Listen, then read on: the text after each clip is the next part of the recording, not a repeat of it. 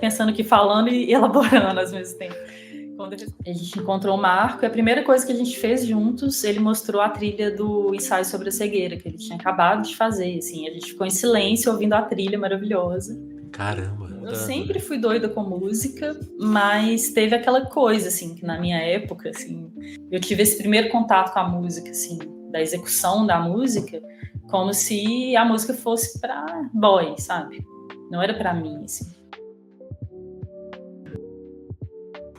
Alô, alô, começando aqui mais um Telefonemas, eu sou o Vinícius Félix, Telefonemas é o nosso podcast da escuta, tentando prestar atenção no mundo e contar as histórias do mundo, mais uma história por vez. Uma pessoa por vez vem aqui pra gente ouvir, né, nessa conexão amadora, telefônica aqui, a moda antiga. Então a gente faz esse convite para você pausar o seu tempo também e prestar atenção aqui com a gente. Ou estiver na correria, tudo bem também, mas se conecta aqui com a gente da sua forma. Lembrando que é um podcast de jornalismo independente, então a gente conta com a sua ajuda para algumas coisinhas, tipo ficar no ar. Então, considere mandar um pix aí para telefonemaspodcast.gmail.com ou participar do nosso Apoia-se, que está aí na descrição, apoia.se/telefonemas, que você concorre a livros. Esse mês sortearemos aqui o Terceiro Inconsciente, do Francisco Berardi, tá? Nossos parceiros da Autonomia Literária mandaram aqui. Talvez eu abra e leia antes de você. Vamos ver se eu resisto. Vamos continuar aqui a série muito especial que tá rolando para a gente contar sobre o Sítio Rosa. Nessa quase parceria, a gente entrevistou cada elemento do sítio e faltava só a Júlia Baumfeld, que é a nossa convidada de hoje. Júlia, seja bem-vinda, como que você tá? Tudo bem, obrigada pelo convite, Vini. Muito bom conversar aqui no Telefonemas. Muito bom. Eu vou começar te perguntando, a gente vai falar da sua trajetória toda, que você é um artista com muitas coisas, assim como todos do Sítio Rosa. Mas vamos começar pelo Sítio Rosa. Eu vou te fazer a pergunta que eu fiz para todo mundo, que é aquela pergunta muito básica, também muito complexa. O que é o Sítio Rosa? Eis a questão, né? Para mim, o Sítio Rosa é um encontro muito afetivo, né? É um coletivo de artistas que se encontrou no sítio.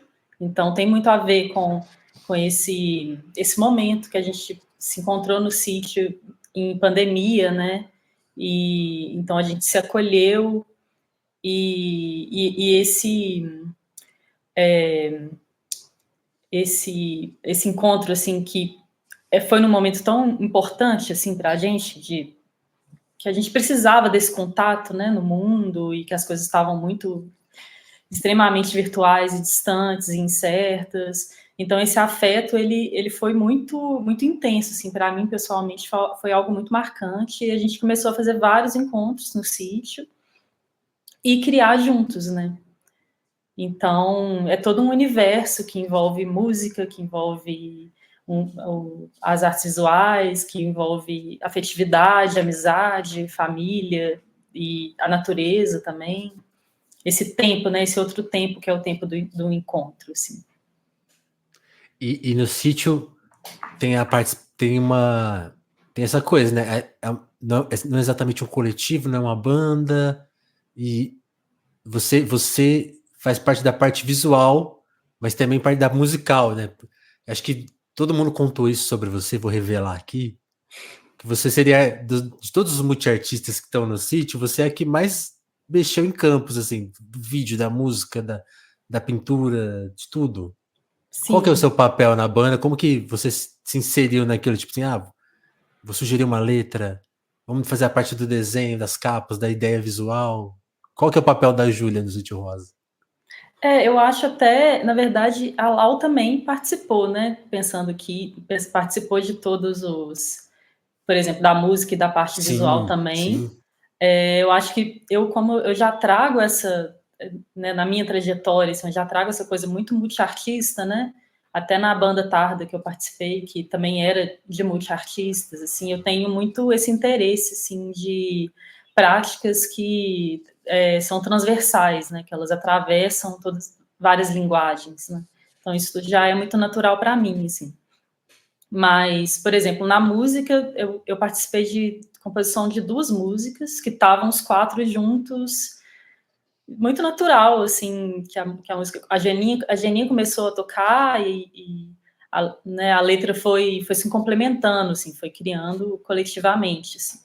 Mas depois, toda a parte musical que a Geninha e o Nadinho seguiram, eu e a Lau, a gente esteve menos presente, mas a gente se dedicou mais para a parte visual, né? Mas sempre muito em diálogo, assim, acompanhando tudo que estava acontecendo e querendo essa sincronia, assim, uma sincronia bem afinada entre as coisas, né? Para criar mesmo um universo que não fosse muito separado, né? Sim. É muito legal como eu ouvi sobre a formação do Sítio de Todos, cada um conta de um jeito. Uhum. Conta a mesma história e acaba não sendo a mesma história, né? Que é uma coisa maravilhosa. Mas assim, tentar fazer uma biografia básica. Bernardo e Lau vão pro sítio com a Rosa. A Geninha chega depois. Eu e a Geninha. E você chega nesse processo, né? Uhum. Por que vocês decidiram ir? Tipo assim, vocês se convidaram. Eu meio que sei Foi por quê, mas um, vocês foi se um. convidaram, vocês perceberam que ali era um espaço legal, como que foi? Eu já conheci o sítio, né? Eu amo muito aquele sítio, assim, já tenho uma Ah, relação. você já ia pra lá? Já tinha ido umas 2 vezes, eu acho, mais ou menos. Mas não tão frequente depois do Sítio Rosa mesmo, que foi algo mais frequente, assim. E por que você considerava ele legal? Porque eu sei que lá era meio que um museu da Lau, né? É muito especial, tem muito a ver com a história da Lau, né? E ele tem mesmo um aconchego, assim, eu falo até que parece um portal, sabe? Você chega lá, já dá uma tranquilidade, uma calma, muito necessária, né, no tempo de hoje, assim, para mim, eu me sinto muito bem lá, assim. E aí era pandemia, eu tava morando sozinha, bem sozinha, e a Geninha também, né? E a Lau e o Nadinha e a Rosa estavam no sítio. E eu lancei com o Nadinho, na época, o que eu lembro é isso, que a gente lançou, porque é isso, as histórias na cabeça, né? Vamos se Tem que confundir. ser. Mas a gente lançou o clipe de Calçada, que inclusive é uma casinha no meio do nada, assim, que o avô da Lau, que também morava no sítio antes, seu Cardoso, que é uma figura importante, né, da formação do sítio, da existência do sítio, e dessa casinha que é a Calçada, que o Bernardo fez uma música maravilhosa, e a gente gravou um clipe lá. E aí, nessa época, a gente estava lançando o clipe de Calçada, à distância, assim, eu acho que isso também eles me convidaram, sabe? Fez esse convite surgir, assim, vem aqui, vamos encontrar, celebrar isso, esse lançamento e tal. Aí você foi. Aí eu fui com a Geninha, né? Eu, Geninha e a Lua, que é a cachorra dela. E nisso a Aliás apareceu, né, no sítio. Aliás, eu tinha aparecido uma vez antes, que eu não tinha ido, que foi só a Geninha. E aí, dessa vez que eu fui, foi quando a Aliasa foi adotada, né? Devidamente adotada na família. Salva, né? Salva. E até ali, qual que era a sua percepção da pandemia? Porque foi muito no começo, né? Então a gente não tinha nenhum prognóstico de quando ia passar. Foi um dos períodos mais difíceis, assim, com aquela ironia, né? Tipo assim, pro Brasil ainda foi pior, porque depois de 2021 aconteceu uma retomada da pandemia bizarra, enfim. Para você, como que tava a sua cabeça naquele período? Você lembra disso? Nossa, eu estava muito angustiada, muito. Porque, assim, fora isso, tinha minhas questões pessoais, assim, que foi acontecendo muitas coisas densas, sabe, comigo. Uhum. Então, eu estava num momento bem perdido, assim. Então, realmente, o sítio foi aquele alento, sabe? Se eu não me engano, foi a primeira vez que eu saí mesmo. Que eu me desloquei totalmente. E aí parecia que eu estava em outro mundo, assim, que eu tinha saído de um caos e que existia que ainda existia salvação, sabe? Então eu também me Sim. senti meio salva lá no sítio, assim. Vou compartilhar com você uma coisa, que, por exemplo, quando começou a pandemia, para mim foi um pouco engraçado, porque assim, eu tava vindo de um processo sabe, eu tava descobrindo que eu tinha meio que toque. Então eu tava, mas só que um pouquinho antes da pandemia eu tava melhor, eu já não apresentava mais os sintomas, né? Uhum. E aí o toque tem essa coisa, as pessoas não entendem direito o que você tá passando, né? E aí quando começou a pandemia era tipo assim, agora ferrou, esse cara que tem toque não vai querer nunca sair de casa, porque Uhum. é a pandemia, né? Você vai levar. E eu, só que assim, era difícil explicar que, tipo assim, não, eu vou levar a sério não por isso, não pelo toque, mas porque eu levo a sério uma coisa séria. Uhum. E ninguém tava levando a sério. Então aí aconteceu comigo toda essa volta para explicar. Eu fiquei bastante tempo em casa até sair a primeira vez também.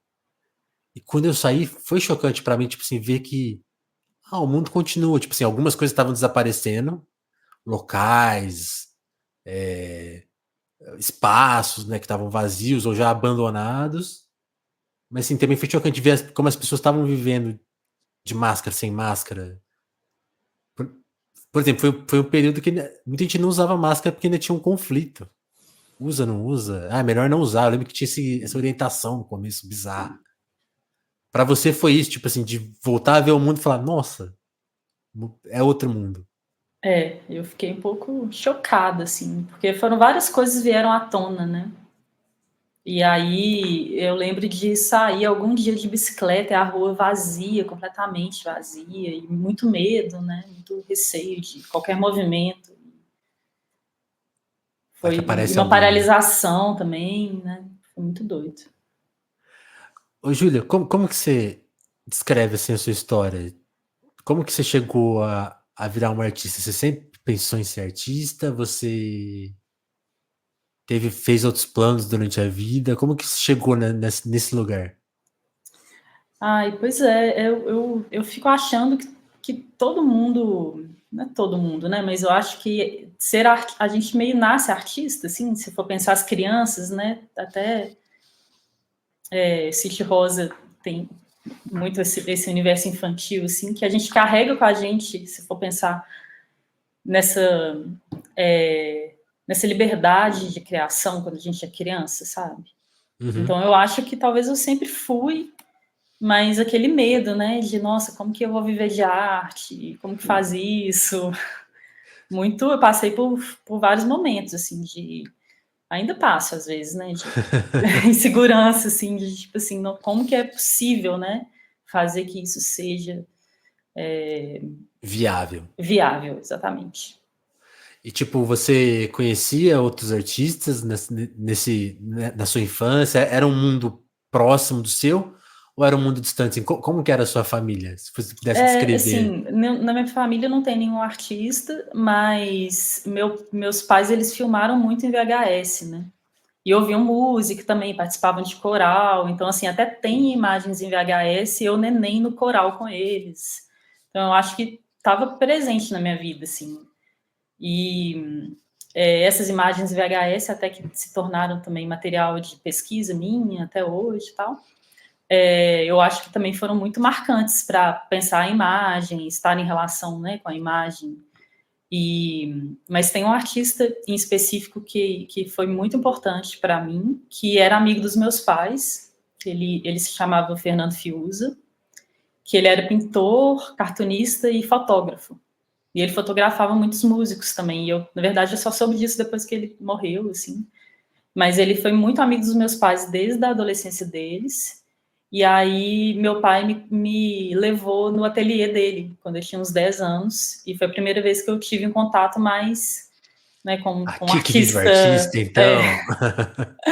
E foi muito impactante para mim, assim. Até hoje eu levo esse ateliê dele comigo, que era muita música, pintura, livros, ele com os cachorros também. Então é todo esse ambiente que me encantou desde sempre.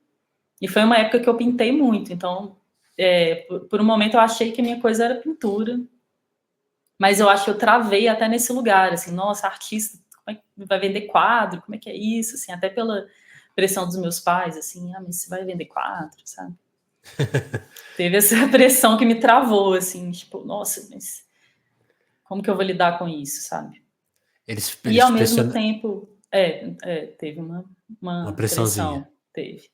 E ao E mesmo aí, tempo um mas você foi encantamento com a estudar, né? escola. Eu tive um encantamento com a escola Guinhar desde sempre, e ainda tenho. E eu acho que talvez porque eu estudei no Balão Vermelho e me contaram que os estudantes do Balão Vermelho visitavam a Guiar quando criança. Eu não lembro exatamente de visitar, mas assim, eu tenho esse encantamento com a escola desde sempre, então talvez eu tenha ido lá, assim. E aí, na Guiar, eu meio que encontrei minha turma, foi muito, muito lindo, assim. Principalmente também os encontros, sabe? Por isso que eu falei que talvez o A Sítio Guiara é a Rosa tenha sua a ver com o graduação, né? encontro. É a minha graduação. Porque eu estou Mas muito desculpa, te ligada a cortei. isso, pensando aqui, falando e elaborando ao mesmo tempo. Quando eu respondi que o Sítio Rosa é o encontro, é porque eu acho que talvez esses encontros, até na Guiar, o que foi mais marcante para mim, o que é mais marcante é o encontro, é a troca, sabe? Eu acho que eu estou muito atenta a isso, assim. Interessante. Como que era, por exemplo, como que era a sua vida na escola antes da Guiar e depois? Tipo assim, pergunto por quê. A sua vida escolar foi fácil, foi difícil? Aí quando você vai para a faculdade, você encontra meio que a sua turma. Você falou, acho que você falou essa expressão, né? A sua turma, as pessoas que pensavam como você. Teve esse choque? Como que era a Não, pequena teve. Júlia? É porque, na verdade, primeiro eu fiz odontologia. Olha só. Ah, E eu fiz nessa influência de tipo assim, eu tenho que fazer uma coisa, eu não posso fazer só arte. E tem que aí ganhar eu dinheiro. gostava muito. E assim, eu gostava de biológicas, muito de estudar biológicas, e entrei e pensei, às vezes eu mudo para biologia, estava bem sem saber o que fazer, assim. E aí eu fui fazendo duas coisas ao mesmo tempo. Quando eu entrei na Guinhar, foi isso, eu tinha quase uma vida dupla, sabe? E aí na Guinhar eu fiquei encantada, assim, principalmente com as pessoas que só iam fazer arte com uma certa confiança, assim, e que eu E são mesma não mundos, tinha, sabe? e são mundos, vamos combinar, né? Muito diferentes, né? Muito diferentes. Então, assim, em um deles eu me senti o peixe fora d'água e o outro eu encontrei a turma mesmo, assim, tipo, as pessoas Era que... água dentro do peixe. É, isso. Que demais. E como que você foi, tipo assim, uma coisa. Nossa, tô falando muito tipo assim hoje. Aí você falou assim que a primeira coisa que você desenvolveu foi a pintura. Como você foi encontrando as outras coisas? Por exemplo, esse interesse em VHS. Tem uma descrição sua muito bonita na internet, se explicando qual que é o seu trabalho. Você fala assim que seu interesse é. Aí você usa várias palavras assim para descrever o seu trabalho. Eu anotei três, que na verdade são seis, né? Narrativas intimistas, mídia ruidosa, memória pessoal. Quando é que você foi Uhum. chegando nessas definições, nesses lugares, assim? Que aí já não é mais Porque, só a pintora, né? assim, eu não era uma pintora exatamente, mas eu estava praticando, né, pintura, assim. Aham. Mas a primeira vez que eu acho que eu elaborei um trabalho mesmo, né, que envolveu uma pesquisa, assim, foi com as fitas VHS. E foi um momento que eu estava me debruçando sobre cinema autobiográfico. Então, eu descobri tanto muitos diretores do cinema documental, tipo Eduardo Coutinho, assim, e alguns do cinema diário. Um deles é o Davi Perlov, que foi muito, muito impactante para mim, assim. E aí teve um dia eu estava revendo os diários do Davi Perlov, muito empolgada assim com o cinema dele. E eu senti uma certa afinidade, sabe? Eu vi o cinema Ó, dele e parecia que eu era amiga dele. isso que Pode eu ia te falar. perguntar. Explica pra gente quem é o Davi Perlov, porque, por exemplo, eu sou muito fã do Coutinho. Uhum. E eu acho que muita gente conhece o Coutinho, porque o Coutinho é meio popular, né? Assim, por mais que ele É. seja Uhum. underground, ele é talvez o nosso maior cineasta, então ele é popular. Mas o Davi eu não conhecia e fiquei muito impressionado com a coisa dele dele começar a se gravar e de se gravar por muito tempo. E É. explica pra gente quem foi ele, assim, na sua visão. Ele foi um cineasta, ele era brasileiro, mas ele foi para Israel. E aí ele começou, lá ele dava aula de cinema, isso na década de 70, assim. E ele fazia filmes documentários, mas teve um momento que ele resolveu filmar a própria casa, filmar a televisão, a situação política, a rua, em 16 milímetros. E a filmagem dele, tipo, é muito. muito bonita, muito precisa, assim, tem enquadramentos bem precisos. E tem uma narração de voz que também aproxima muito do espectador, assim, que é bem do diário, sabe? Então ele vai filmando a família, as filhas vão crescendo, e ele fala muito das sensações dele. Ele vem no Brasil, filma BH, filma São Paulo, filma vários lugares, assim. Ele tem esse filme que chama de Diários, com 6 partes. E cada parte mais ou menos 1 hora. Então é longo, né? É um processo longo. E foi isso, eu vi esse filme e tava no meu HD e eu saí, uma hora eu dei uma pausa nele, eu saí para alguma coisa e quando eu voltei, começou a rodar as imagens de arquivo, porque eu digitalizei essas imagens. Eu cuidei das fitas, né? Essas fitas VHS, são várias fitas que tem tanta imagem caseira quanto algumas imagens experimentais também, que meus pais fizeram, e imagens gravadas diretamente da televisão, no videocassete. E aí eu decupei essas imagens sem saber que eu estava decupando, isso pré-adolescente, assim. E esse momento que eu conheci o Perlove, eu entendi, o HD rodou essa imagem. E depois eu fui ver o Perlove, eu entendi o porquê que eu estava com esse fascínio, assim, com a coisa do filme diário, e comecei a trabalhar em cima das imagens. E aí eu fiz... O que você encontrou? Essa é a coisa. Aí é muita coisa, né? Mas aí eu resolvi fazer um filme sobre a construção da casa da minha família, que tem todo o processo de construção da casa filmado, e a casa ela é o símbolo da união e da separação da família, que meus pais separaram e a casa foi todo um motivo de conflito e tal. Caramba. Então eu peguei a casa como esse símbolo, sabe, da união e da separação. E aí eu usei essas imagens do processo da casa e depois eu coloquei o áudio de uma consulta astrológica, falando das minhas casas astrológicas. E misturei isso, sobrepus, né? Esse é o Todas as Casas Menos a Minha? Isso, ele mesmo. Ah, tá até legal. O cartaz dele aqui. Ah lá. Esse eu ainda não vi, porque ainda tem uma característica sua. Quase tudo seu tá no YouTube, tá fácil, né? Tá fácil. Eu coloquei muita coisa no Vimeo também. No Vimeo, isso. No Vimeo, tem muito vídeo, porque aí eu comecei a fazer muito vídeo. E de uma forma fluida, sabe? Tem um seu que eu tava assistindo agora há pouco, que é um que chama... Ah, agora eu não vou lembrar. Mas eu lembro o conceito certinho, que você pede para as pessoas tirarem um retrato seu. Ah, é outro retrato. Outro retrato, quando você filma elas. Que isso tem já é em que etapa do seu processo? Isso é um pouco depois, que eu entendi, porque é isso, quando eu comecei a mexer com o VHS, eu entendi meu interesse pela imagem em movimento e tal. E aí foi esse outro retrato foi meu primeiro experimento, assim, com as minhas filmagens, né? Entendi. E você começou a filmar em VHS? Não, esse não. Já filmei também, mas esse é digital. Legal.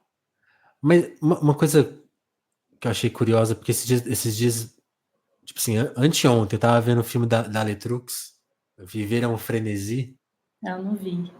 Quero ver. E você vai amar, porque ela foi narrar a ida dela para um espaço que ela passou a pandemia, ainda tem super a ver com o Sítio Rosa.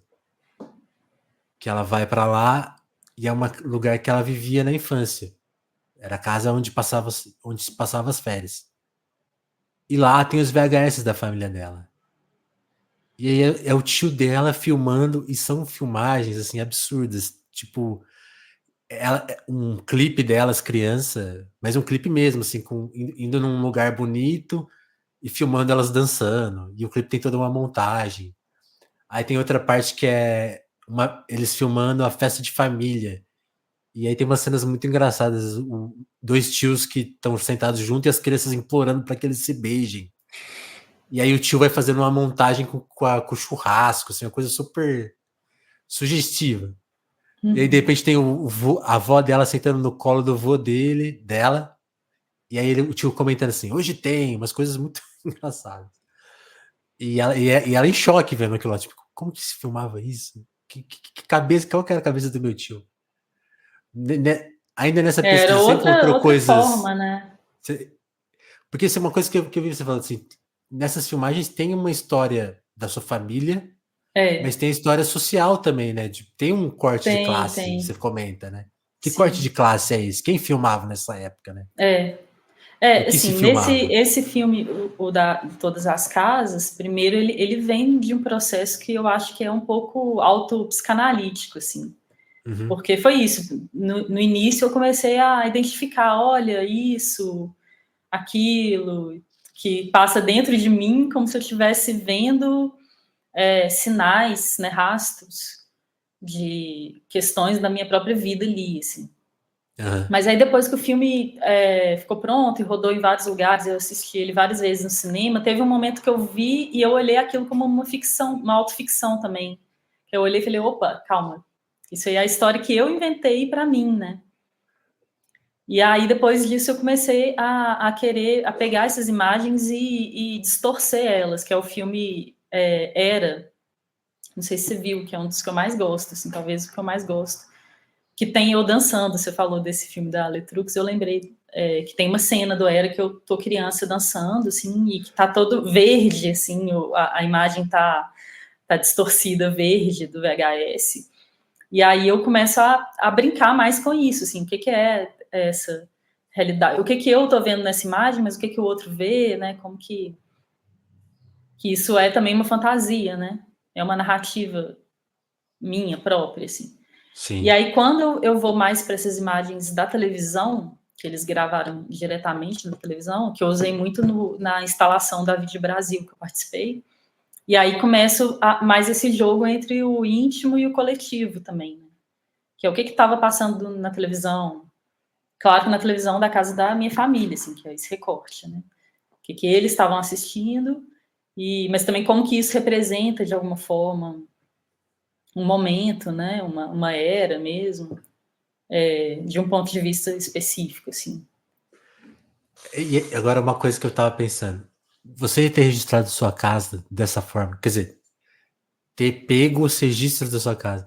E uma pergunta que eu gosto de fazer no Telefonemas é que lembrança você tem da casa que você cresceu, né? Então eu queria que você descrevesse, porque aí tem essa coincidência. Eu também acho que descrever a casa é descrever tudo, assim, como era a sua família, como você era.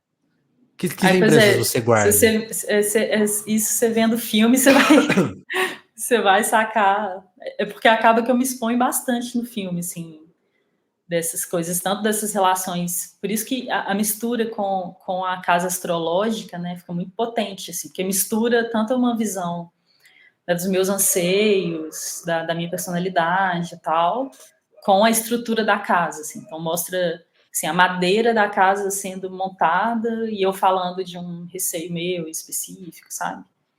Eu gosto até de pensar a casa como um corpo mesmo, né? Como uma... porque eu acho que ela carrega materialidade, assim. Sim. Eu tenho muito afeto, assim, com a casa, ao mesmo tempo também num processo de desapego, assim, desse passado, sabe, dessa história. Eu acho que eu fui me desapegando e isso é importante também, desse fantasma da infância, sabe? Porque nele também tem traumas, né? Tem coisas que eu fico carregando comigo e que às vezes eu acho que eu também preciso de me desidentificar, sabe? Eu Sim. acho que esse processo todo me ensinou isso também. Assim, agora eu já olho para as imagens com o distanciamento necessário. Assim. Nossa, e é engraçado, né? Porque é um processo que talvez quase ninguém passe, né? Todo mundo vai carregar os traumas Uhum. todos. Então você tá terapeutizado e o mundo não, né? Mas não sei. Não sei se eu tô. Tô tentando, né? Tentando me Até porque tem livrar isso, de né? traumas. Você descreveu, né? Tem essa coisa, né? Você acabou gravando o processo então de separação dos seus pais. Quer dizer, eles É, gravaram, né? E você é, trabalhou depois. sim. Outro filme que eu queria saber é do Marco, porque ainda tem, aí Uhum. tem várias histórias curiosas nele. Essa pesquisa virou um livro.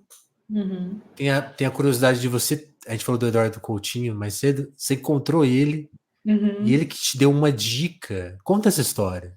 Ai, Não que vou. legal que você sabe disso, porque é É, muito especial eu isso. fui a fundo. Que bom. Fico feliz.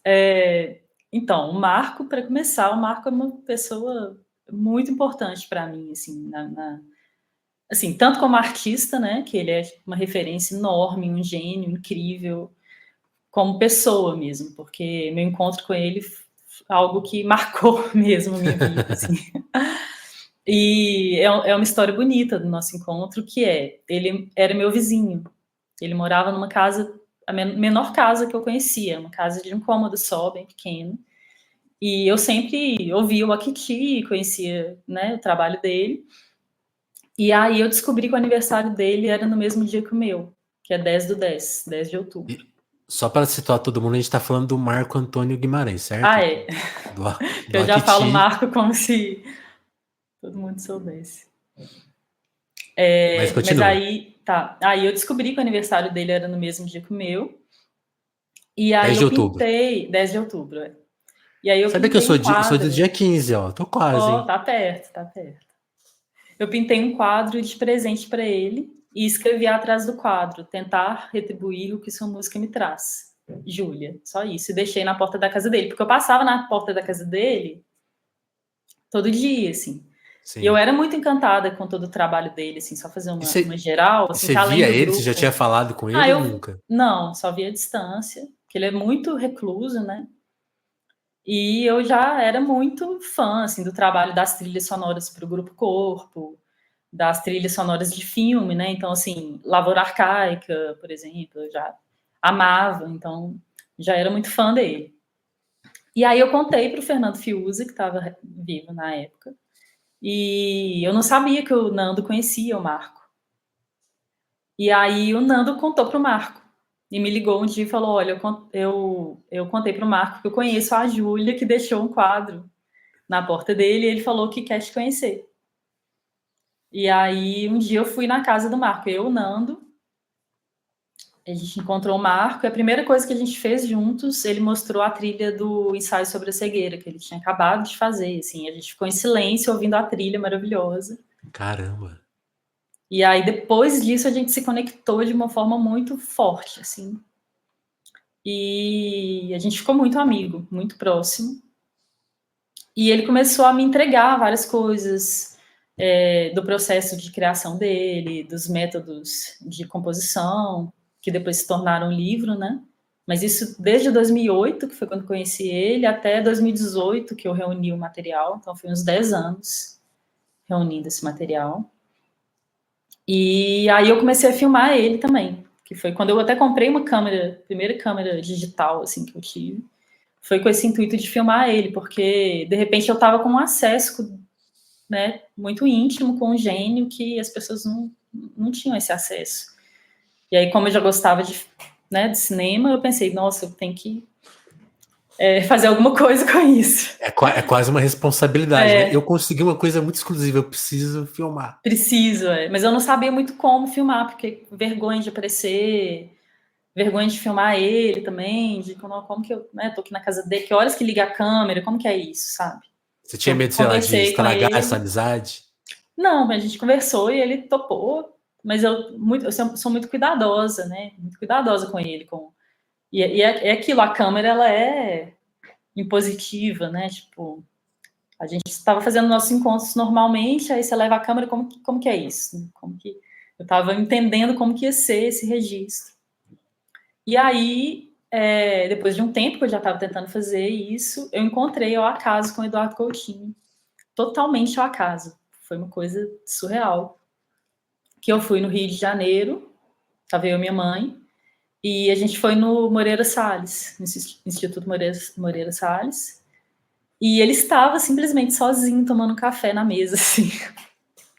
E aí eu fiquei, meu Deus, Coutinho tá ali sozinho. Falei com a minha mãe, quem? Tava desligada, assim, sobre quem que ele era. E eu não quis incomodar, a gente foi ver a exposição que estava lá. E depois da exposição a gente foi tomar um café na mesa do lado. E eu, assim, nossa, ele tava ainda lá tomando café dele. E eu, sem graça, falando com minha mãe, nossa, mãe, será que eu falo com ele? O que eu falo? Tal. Aí minha mãe, que é mais solta, assim, foi lá falar com ele. Falou, olha, minha filha... Não, chegou para ele e falou assim, você é o Cláudio Coutinho? Aí ele falou, Cláudia já morreu, eu sou o Eduardo. Aí ela falou, porque minha filha é muito sua fã e tal. Aí a gente sentou na mesma mesa e ficou a tarde inteira conversando. Foi nossa, um presente, assim, absoluto. E foi realmente uma sessão de análise, sabe? Ele é muito preciso, assim. Parecia que ele estava lendo tudo, sabe? Ele estava sacando tudo, assim, do que minha mãe falava, eu falava e tal. E em um momento eu falei com ele, tô tentando fazer um filme sobre o Marco Antônio Guimarães, mas eu não sei como fazer. Aí ele falou, mas como assim não sabe como fazer? Eu tenho vergonha de... Não sei, eu fico... Aí ele falou assim, mas qualquer um que bater na porta da casa dele pode filmar ele? Aí eu falei, não. Ele, por que você pode? Aí eu falei, não, mas eu tenho um pouco de vergonha de aparecer e que coloco a câmera, como que, né, tava assim. Aí ele falou, mas você não é fantasma? Você é fantasma? Aí eu... Nossa, foi muito... Aí eu fiquei, nossa, sabe? E assim, ele morreu meses depois. Foi muito doido isso. Você fala, acho que ele morreu 2 meses depois desse 2 meses depois, E aí, depois disso que ele falou que eu não era fantasma e tal, que foi muito forte, assim, pra mim, na minha história. Porque eu tenho um pouco essa mania de não querer aparecer e até criança mesmo eu lembro de ficar atrás das cortinas, sabe? De querer ser fantasma, assim. E aí, na hora ele fala, mas você não é fantasma. Aí voltou tudo, assim. E aí foi o Parecia que ele já momento que eu sabia de comecei... mais coisa. Parecia. Aí eu resolvi aparecer. Aí assim, aí o filme aconteceu, sabe? Parece que ele abriu um caminho para o filme acontecer. Que louco, hein? Foi muito forte. Mas, por exemplo, vou te contar uma coisa. De todas as entrevistas, minha sensação, de todos os sítios que vieram aqui, você é a mais tímida. Tô certo? Com certeza, eu sou muito tímida. Na verdade, assim, quando eu tô com poucas pessoas, eu não sou, mas assim, falar para público, sabe? Ter que me colocar assim à vista, eu fico. Não, mas o telefonemas ninguém é o. Não, mas. Eu queria herdar o negócio do Provocações do Ambujão, que ele fala assim: não, ninguém assiste isso, pode ficar tranquila. Pode Mas falar com assim, toda a essa liberdade. sensação de que estou falando para várias pessoas, sabe? Te Assim, pega. até me pega. Até apresentar trabalho em sala de aula, assim, é uma coisa que eu Você não tinha me pavor sinto. disso? Eu odiava. Totalmente pavor, nossa. Nossa, eu sou tão. Você falou de trauma. E é muito engraçado, porque hoje eu estreiei essa pergunta. Ao invés de perguntar assim, quem era seu pai e sua mãe, eu decidi mudar essa pergunta para quem era sua família, né? Porque aí a pessoa pode falar qualquer coisa. Depois eu até quero ressaltar esse ponto. Não é a família tradicional brasileira, é o seu conceito de família ou o seu não conceito de família. Tipo, eu detesto família. Queria autorizar essas novas respostas. E pensando nisso, aí eu tava comentando com a minha namorada que eu ia mudar a pergunta e ela falou: Você sabia que nas escolas tá super rolando esse processo? Porque o dia do pai, dia dos pais e o dia das mães começou a se tornar problemático. E aí eu comecei a pensar: não, realmente é problemático, porque eu tenho vários traumas de fazer apresentação, de presente que vai dar. E aí tem esses traumas de apresentação. Putz, seria melhor não ter tido esses traumas todos. Pois é. Você tem algum marcante, assim, da época da escola? Não, marcante assim, não, mas eu lembro sempre que apresentar trabalho, ficar, sabe, lá na frente, assim, da sala, as pessoas, eu meio que travo, sabe? Como se eu não... Minha cabeça, passa muita coisa na minha cabeça, mas na hora de falar, eu não sei se eu uso as palavras certas, sabe? Uhum. Eu tento, mas Nossa, não... mas é que eu tenho um, e era justamente apresentando um jornal, assim, a gente fez uma vez um jornal fictício, e eu lembro das pessoas rindo da minha apresentação. E hoje eu faço podcast aqui mostrando na cara, olha que ironia. Mas conta mais porque do Marco, porque aí o filme virou também um livro. Que livro é esse? E é um livro que você deu pro Caetano Veloso. Outra Conta, sorte, a vida me dá conte essas tudo. sortes. Então, o livro, na verdade, teve primeiro esse processo do filme, né? Quando eu conheci ele e tal. Sim. E aí esses materiais, eu fui colecionando esses materiais, e eu acho que ele foi me entregando também com essa confiança, assim, como se é uma relação assim de quase como se ele soubesse, né? Essa coisa minha com arquivo também. Eu acho que tem essa coisa. Eu fui virando uma pesquisadora mesmo desse processo de criação dele, né? Muito próximo desse processo. Assim. Então, eu acompanhei, por exemplo, a gravação do último álbum do Wakiti, eu acompanhei, estava lá muito, muito próxima. Construção de instrumentos, né? Que ele é um inventor de instrumentos acústicos, e ele inventa e ele constrói sozinho também, então eu estive muito próximo também disso, desse processo. E aí as oficinas de criação que ele deu ao longo da trajetória dele, que agora ele parou, né? Mas as últimas oficinas que ele deu, eu que organizei, e eu fui assistente dele, então eu também assisti várias aulas, e esse material das oficinas também foi, né, complementando esse arquivo meu. Sim. E eu fiz também registros das oficinas e tal. E teve esse momento, que foi 2018, que eu olhei para tudo e pensei, isso dá um livro, e as pessoas, né, merecem acessar isso, isso é muito precioso. Porque tem, por exemplo, esses métodos, tem alguns dos métodos, né, por exemplo, as figuras geométricas, que é uma forma de notação musical, para aprender ritmo, que é super usada assim no mundo, né? Tem alguns pesquisadores que usam ela para ensinar ritmo, que é uma forma de assimilação, de entender a partir da figura geométrica, que é muito mais fácil, muito mais acessível que outras formas, sabe? Sim, E aí... eu acho muito engraçado quando o músico começa, não, 2x4, 4x4. Pois é. E aí você pensa um Tão... quadrado, por exemplo. Quadrado são quatro, né?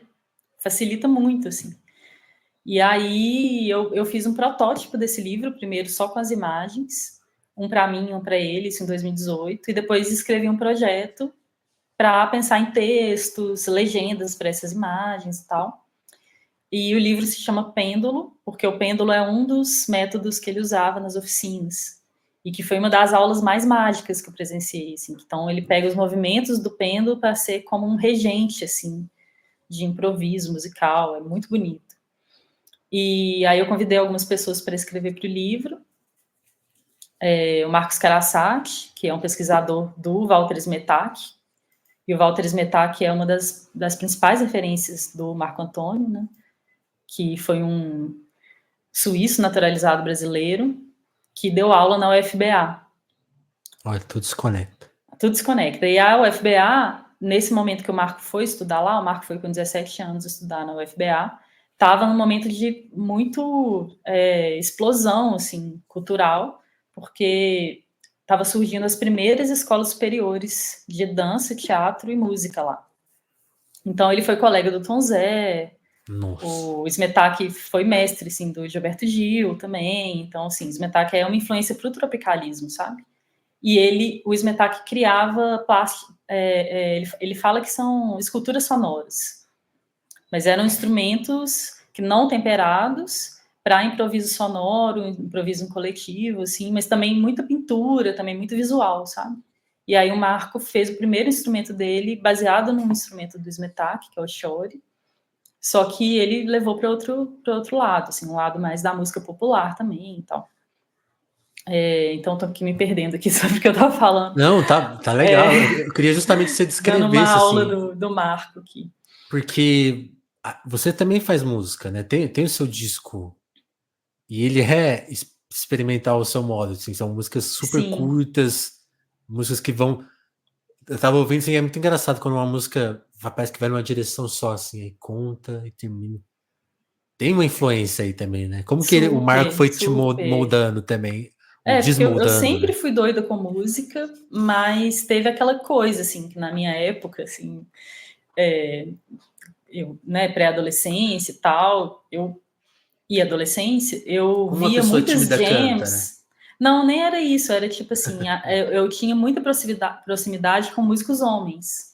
Aham. Então, amigos homens que tinham banda, eu ia no ensaio, jams de homens, e aí ficava as meninas olhando e os homens tocando, assim. Então, para mim, eu tive esse primeiro contato com a música, assim, da execução da música, como se a música fosse para boy, sabe? Não era para mim, assim. As meninas só podem ser grupos. Exatamente. Então eu tive todo um processo de entender que eu poderia tocar e um dia eu sentei numa bateria que era um dos amigos que era baterista e eu tive muita facilidade. Ele falou, faz isso, eu fiz. Ele falou, faz isso, eu fiz. Aí eu empolguei, assim, falei, nossa, eu posso, eu consigo.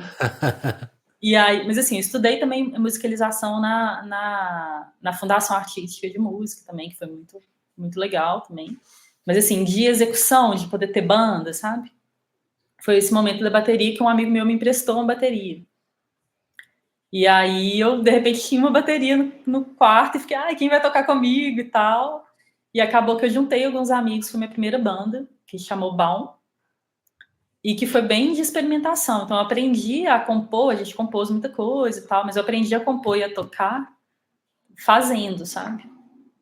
Tocando junto, assim, foi bem legal.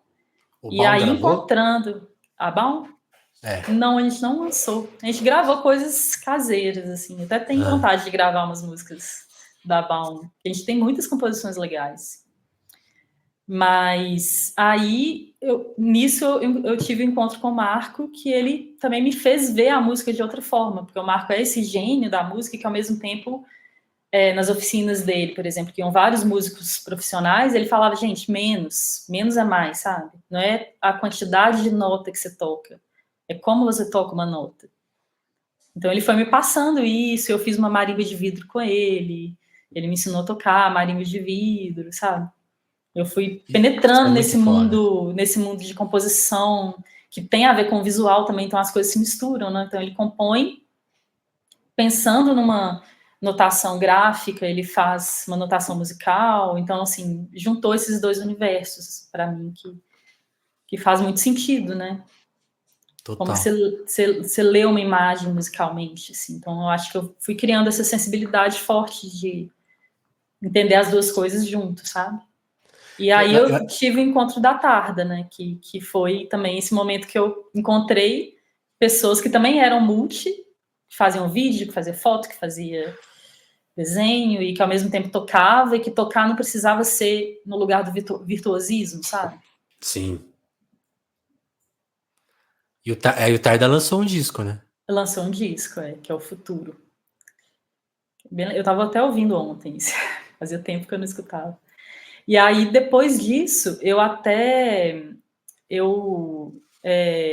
idealizei uma residência para mulheres, uma residência multi também, de música e de visuais, por causa desse meu desejo de aproximar as coisas, que foi a residência Poça. Sim. Que a primeira edição foi numa Macadela, de forma independente. Eu convidei várias artistas mulheres que também mexiam com múltiplas linguagens, e depois a gente aprovou no Natura Musical e fez uma segunda edição no Mercado Novo, na parte do térreo do Mercado Novo, que foi bem legal também. E que aí era justamente uma resposta para o que você viveu, né? Exatamente. Aquela coisa do Zou. Só as minas. Aí, de repente, a gente fez umas jams só de mulheres. Aí eu olhei e falei, olha, finalmente. Finalmente aconteceu. E é muito curioso isso do Marco, né? Essa forma de olhar a música. Eu acho super curioso, é uma coisa que eu nunca consegui descrever, que eu acho que tem uma separação, assim, é muito engraçado. Quando as pessoas começam a estudar música, pessoas que têm facilidade técnica vão para um caminho que parece um curso mesmo de profissionalização, assim, ó, você vai ficando cada vez mais rebuscado, cada vez mais desatento com o resultado daquilo, né? E aí é engraçado que com o acúmulo disso vão se criando quase gêneros musicais que são afastados, né? Tipo assim, coisas muito extremas de técnica, mas tipo assim, você ouve e fala, mas e daí, né? Pra onde que foi isso aí? O cara sabe tocar, nem ninguém consegue, mas não comunica uma coisa vibrante. E eu acho louco isso, porque parece um caminho errado que foi muito longe, assim. Agora não tem nem mais como voltar, recuperar essas pessoas. E o Marco fazia isso, tipo, imagina você aconselhar um músico profissional que tem toda essa cabeça enquadrada e falar, ó, vou te tirar, vem pra cá, e mudar a perspectiva, né? Exatamente. E como que o pêndulo foi parar na mão do Caetano? Esquecemos de falar disso. Não, então, eu fui, depois que ele ficou pronto, eu quis mandar para algumas pessoas, assim, que eu admirava, que eu sei que conhecem, né, o trabalho do Marco, que poderiam se interessar. Uma delas foi o Tom Zé, que o Tom Zé vendeu para o Marco o primeiro violoncelo que o Marco teve. Que o Marco atuou como violoncelista da orquestra por muito tempo. E aí o Tom Zé me mandou um e-mail lindo, assim, falando que recebeu o livro e tal. Tiveram alguns desses retornos. E uma das pessoas que eu queria mandar era o Caetano. E aí, sim, foi totalmente ao acaso. Eu fui passar as férias na Bahia, e aí eu tava com meu namorado, que o tio dele conhecia o Caetano. Mas eu não sabia o quanto que ele conhecia o Caetano. Eu comentei, falei, queria entregar um pêndulo pro Caetano, mas quem sabe tal pessoa vai lá no Rio e entrega para ele. Aí ele falou, não, mas ele tá aqui em Salvador. Vou falar com a Paulinha e tal. Falou e aí, Paulinha seguinte, já. Aí eu falei, opa. Aí no dia seguinte ele falou, falei com a Paulinha, ela falou que vai ter uma festa lá, a gente pode ir lá e tal, hoje. Foi assim. E foi o dia que eu levei o livro na UFBA.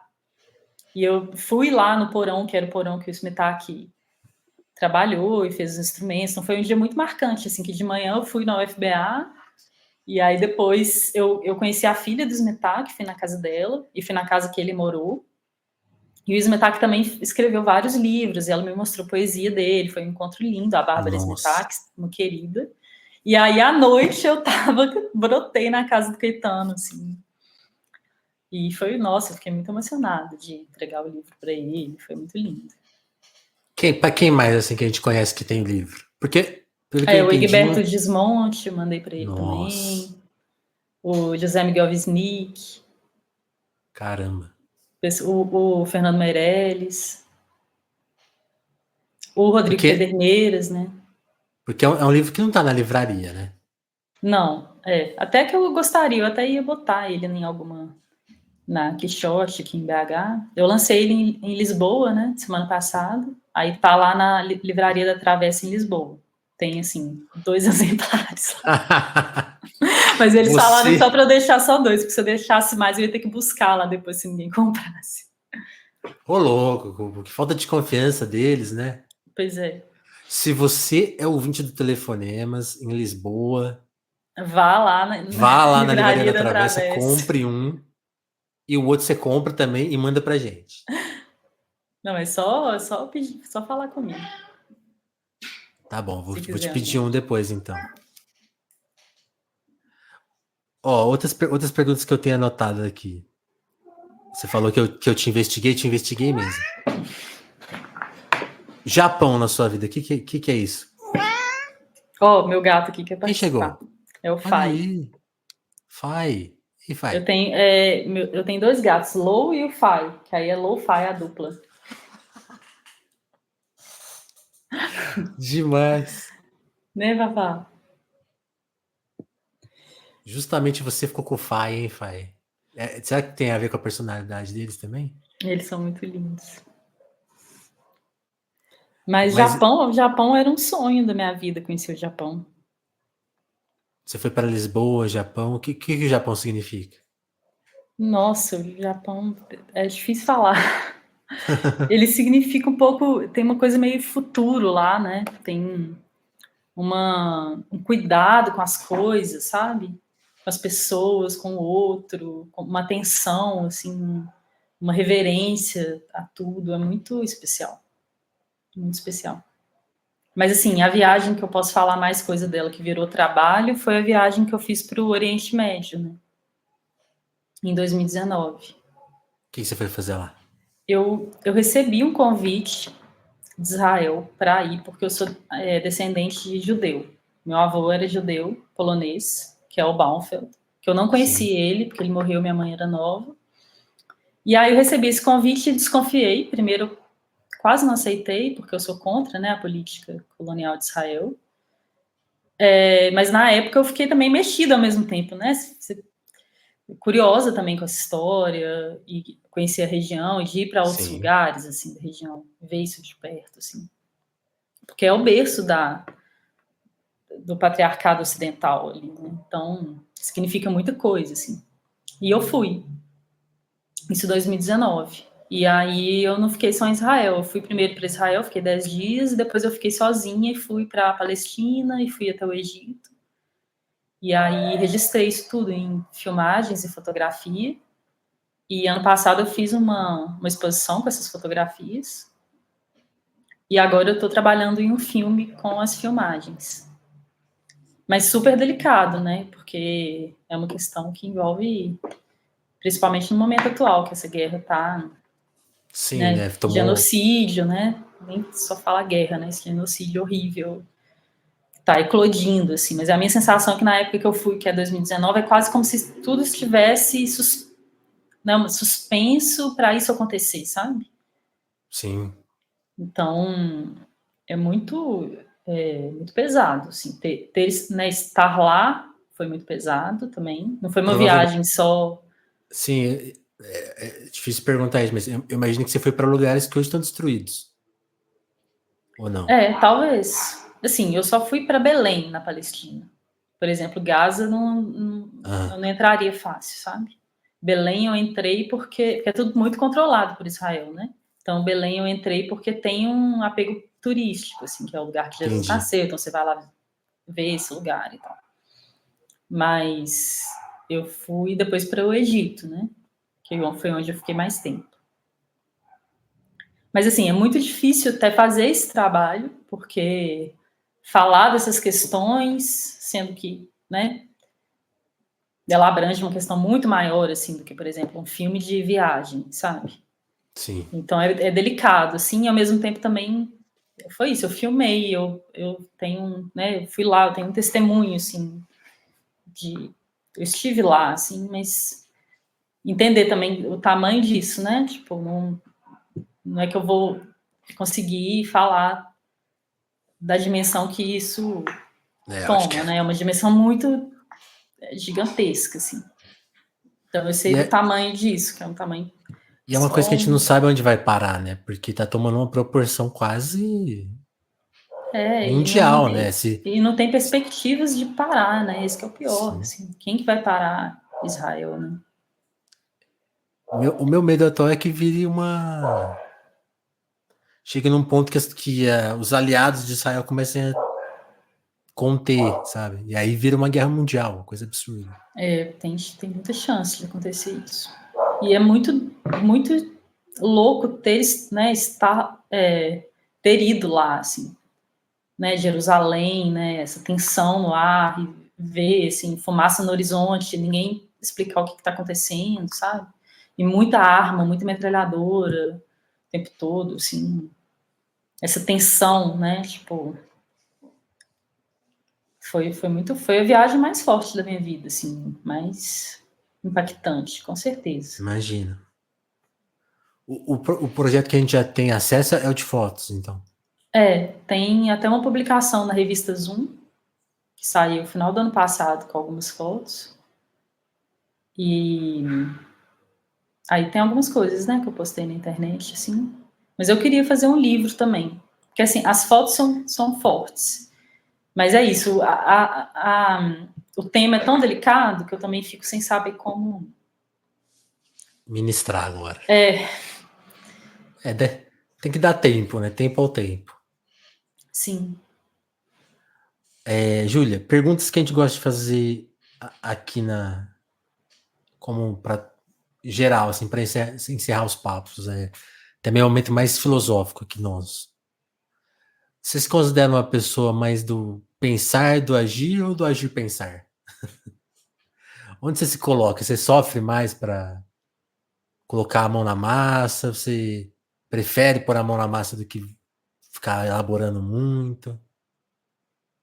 Eu tenho os dois momentos. Eu tenho um momento de pensar demais e não fazer, e às vezes ficar muito em conflito com isso. Tipo, nossa, eu sei que eu quero fazer. Por exemplo, eu gravei a Turva, que é meu álbum, no Teatrinho, que foi até um projeto que eu fiz junto com a Lau, Nadinho e Geninha, né? De um teatrinho super especial, que a gente fez uns shows lá e tal.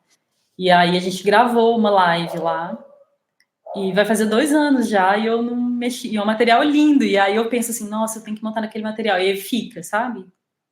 Tem coisa que fica, assim, até eu pegar e fazer. Mas tem outras coisas também que eu sou muito prática, assim, tipo, que eu não consigo não fazer, sabe?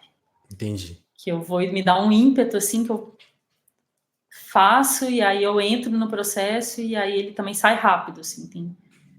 Tem momentos de produção minha que são mais mentais e momento que é da ação. E esse pensar vem em que hora do dia? Você tem problema para dormir ou para acordar? Os dois. Assim, eu até. Porque eu penso muito. Até gostaria de estar meditando mais. Teve uma época que eu meditei, me fez muito bem, porque meu pensamento é muito intenso. Aí, às vezes, eu vou dormir e o pensamento está lá, assim, A milhão. a milhão. Mas a minha dificuldade de acordar é porque eu gosto muito de dormir. Então, eu fico querendo sempre dormir mais, sabe? Tamo junto. É. Eu sofro muito para dormir e para acordar. Meu Deus. Júlia, a gente tá falando de projetos futuros e de coisas que você já fez e tal. O que você acha? E aí não precisa ser restrito a você, mas o que você acha que ainda precisa ser dito pro mundo? Nossa, complexa essa pergunta, hein? Pergunta nova, hein? Gostei dessa pergunta. No... Pergunta difícil. Uma coisa que a gente pode pensar até assim, se você tivesse a garantia que todas as pessoas vão entrar em contato com essa resposta. Aí Aí que eu vou travar mesmo. Não, Nossa, mas essa é vamos uma simplificar pergunta então. Uma muito. coisa que você Tá. gosta de. Vou reduzir então a ambição. Qual que é o papo que você sempre puxa no bar? Um momento. Tem um papo, Ah, que é se as coisas acontecem ao acaso ou se elas acontecem por um sentido, assim. E eu gosto de saber a opinião das pessoas sobre isso, sabe? Isso é até uma pesquisa. Tem uns amigos meus que me zoam, que essa é a minha pesquisa de vida. Tipo, e lá vem aquele papo sobre acaso ou destino, assim. tá tudo escrito ou a gente tem alguma agência? E é engraçado, porque tem pessoas que falam, não, tudo acontece por um motivo. E aí tem outras que falam, não, é o acaso, é o caos, sabe? Porque eu acho isso curioso, assim, tem vezes que eu penso, nossa, por que que, né? Por que que eu encontrei o Eduardo Coutinho, assim? Que sorte foi essa, né? E por que que coisas ruins acontecem com pessoas? Por que que eu nasci nessa família e não outra? Por que que, né? Às vezes parece que tem umas coisas que não faz sentido nenhum e tem outras que sim, assim. E aí é engraçado como que as pessoas, essa postura diante da vida faz diferença, né? Porque as pessoas que acreditam que tudo que acontece é por um motivo, elas têm uma fé também que talvez facilite um pouco, né? Não sei. É, daria para dividir a humanidade nesses dois grupinhos, né? E todos os conflitos entre esses dois grupinhos geram todos os outros. E aí a gente Poderia. pergunta: isso é acaso ou é destino? Pois é, não sei. Eu tendo a achar, eu tô gostando, eu tava pensando muito numa coisa que. Ah, todo sistema tende à entropia, né? Vai ficando cada vez mais caótico. E é muito engraçado, porque se a gente pensar isso, né? Um conjunto grande de números. Se Uhum. você reembaralhar todos eles, quanto maior for esse conjunto, mais difícil vai ser você voltar ao estado, né? Fica menos provável. Acho que a história do mundo é essa, né? Nunca vai voltar para aqui. É, E, nunca é igual, né? e às Nunca vezes pode sempre. voltar. Um dia bate todos os números, aí volta tudo, zero. É, Será?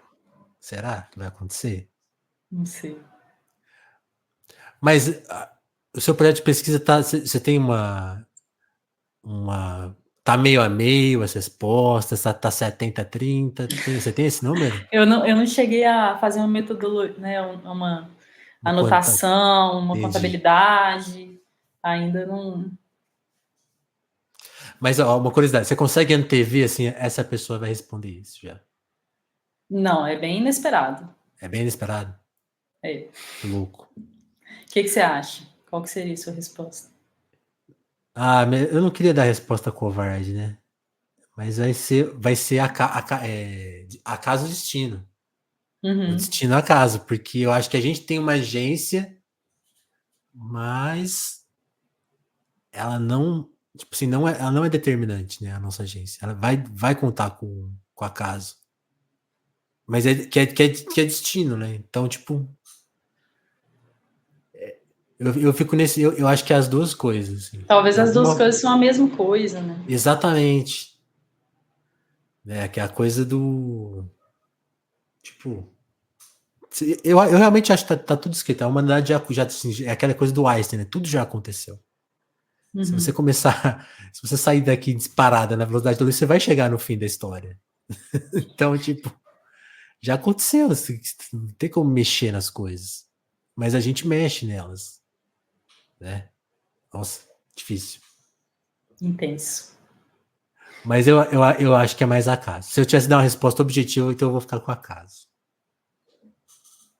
Mas já tô arrependido, já é destino. Certeza que é. Júlia, e o que falando em acaso, destino e futuro, será que já tá tudo escrito ou tá por ser escrito? O que você quer daqui para frente? Para mim ou para o mundo? Os dois. Nossa. Nossa, essas perguntas são muito, muito intensas. Tô gostando delas.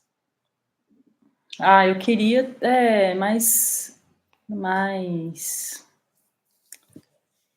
não sei, mais confiança, porque às vezes tá um momento muito de desesperança, né, com o mundo, assim, ao menos eu fico muito frustrada, assim, com a forma que a humanidade está lidando, assim, com, né, recursos naturais e essa mentalidade que eu não entendo como que é tão oposto, assim, do que eu acredito, assim, tipo assim, por exemplo, o Boulos perdeu em São Paulo, eu fico, sabe, eu não consigo entender essa, essa separação, assim, direita e esquerda, que fica essa briga ideológica, e que quando eu olho para esse outro lado, que é o lado da direita, que está crescendo muito, assim, é uma mentalidade que eu não consigo entender como que ela existe, assim, né, que é contra a cultura, que é contra a natureza, que é contra tudo que eu acho que é a vida, assim.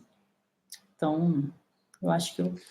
Você fica espantado, por exemplo, que hoje essa visão ela parece mais radical que a nossa, assim, tipo, no sentido de terem pessoas que só desejam o fim do mundo mesmo, assim, tipo, que elas Eu olharam fico para os. muito espantada, porque eu acho que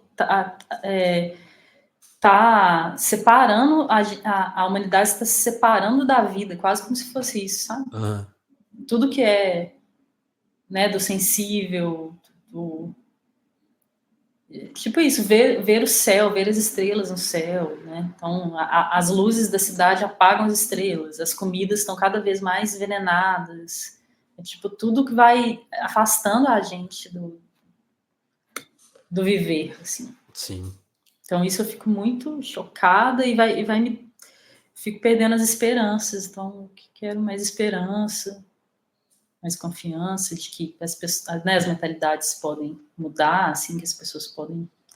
Saber que esse ainda sendo meu fio de guardar, assim, de imaginar que a humanidade, você usou a figura do pêndulo, eu acho que ela é super, tem super a ver com a história, assim, a história tem essa coisa característica pendular, né? De ir para um lado muito e depois volta tudo. Porque as pessoas já. Tipo, eu fico pensando muito na história dos anos 30 lá. As pessoas encararam aquele período como um fim do. Tipo, não, a gente vai para Uhum, a coisa mais radical, todos os sistemas já deram errado e elas chegaram no nazifascismo, no fascismo italiano. uhum. Até se você for ver a forma de capitalista dos Estados Unidos que venceu ali a guerra, tem a mesma visão extremista. Não, tipo, vamos consumir até o fim, e esse é o sentido. Também é uma coisa extremista, se a gente for ver. Ah, é o nosso modo de vida atual, mas ele também é extremo, ele também é O radicalmente problema, o errado, né? problema é que recurso natural pode não voltar É atrás, né? finito, né? É. Esse que é o problema, que eu acho que a gente tá. Como é que o pêndulo vai voltar se a gente não O tiver pê- ar para respirar, sabe? Sim, o pêndulo volta e não encontra ninguém, né? É, exatamente.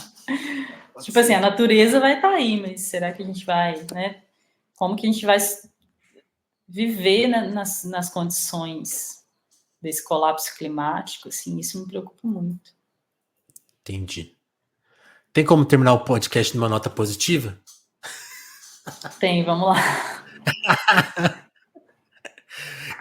Não, sabe, é foda isso, porque aqui a gente quer ser o podcast da realidade, aí as pessoas reclamam.